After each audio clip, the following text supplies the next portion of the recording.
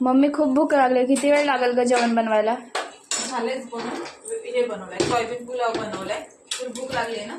हा बनवलंय मग. देऊ का तुला? दे ना. ठीक आहे चालेल देते.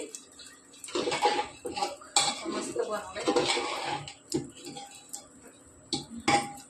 आता कधी येते काय माहिती. थोडासा हे आवडतो ना चिकट, त्यामुळे तसा बनवला मी चिकट चिकट.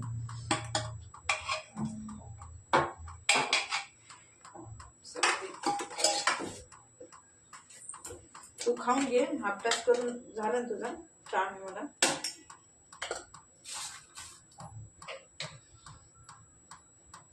घे.